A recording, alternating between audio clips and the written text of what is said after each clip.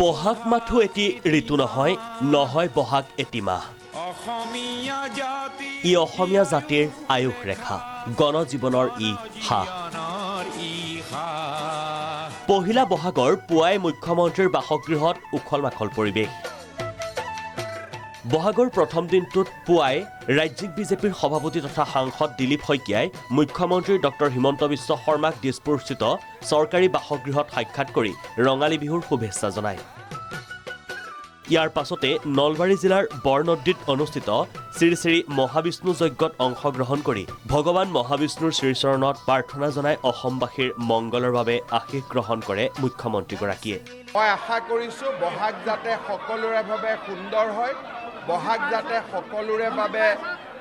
মংগলময় হয় প্ৰতিগৰাকী অসমবাসী ৰাইজৰ জীৱনলৈ সুখ আৰু সমৃদ্ধি আহে তাকে পৰম পিতাৰ ওচৰত কামনা কৰিছোঁ আমাৰ সকলোৰে যাতে ভাল হয় তাৰ বাবে আপোনালোকৰ পৰা আশীৰ্বাদ বিচাৰিম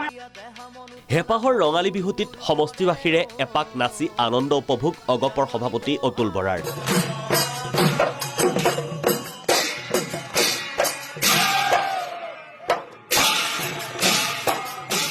বোকাখাটত বিহু হুঁচৰি দলৰ সৈতে কিছু আনন্দপূৰ্ণ মুহূৰ্ত পাৰ কৰিলে অগপৰ সভাপতি তথা অসম চৰকাৰৰ জ্যেষ্ঠ মন্ত্ৰী অতুল বৰাই শিৱসাগৰত মুকলি বিহুত অখিল গগৈৰ কঁকাল ভঙা নাচোন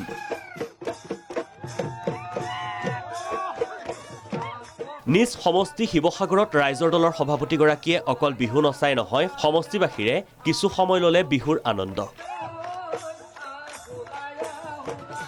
ঐতিহাসিক শিৱসাগৰৰ ৰংঘৰৰ বাকৰিত ৰঙালী বিহু অনুষ্ঠানত মন্ত্ৰী পীযুষ হাজৰিকা বিহুৰ কাৰ্যসূচীত ভাগ লৈ মন্ত্ৰী পীযুষ হাজৰিকাই ৰাজ্যবাসীক জনালে পহিলা বহাগৰ শুভেচ্ছা শিৱসাগৰবাসী ৰাইজ মোৰ জীৱনত আজি এটা উল্লেখযোগ্য দিন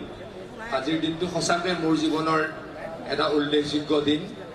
ৰংঘৰৰ বাকৰিত এনেকৈ কেতিয়াও আহি এই বিহুৰ উৎসৱত অংশগ্ৰহণ কৰা নাছিলোঁ আজি অংশগ্ৰহণ কৰাটো বাদেই আপোনালোকে এই অনুষ্ঠানটো শুভাৰম্ভণি কৰি মোক যি সন্মান প্ৰদৰ্শন কৰিলে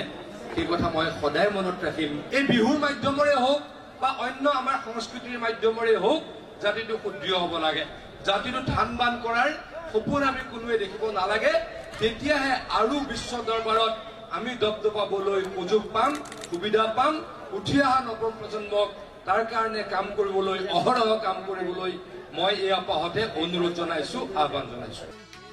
ডিব্ৰুগড়ত কেন্দ্ৰীয় মন্ত্ৰী সৰ্বানন্দ সোণোৱালে অংশ ল'লে ৰঙালী বিহুৰ কেইবাটাও কাৰ্যসূচীত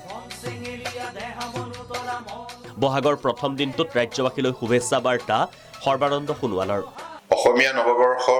আৰু ৰঙালী বিহুৰ উপলক্ষে অসমৰ ৰাইজলৈ মই আন্তৰিক শুভেচ্ছাৰ শ্ৰদ্ধা জ্ঞাপন কৰিছো আৰু ভগৱানৰ ওচৰত প্ৰাৰ্থনা জনাইছো যে এইবাৰ ৰঙালী বিহুৱে সকলোৰে মনত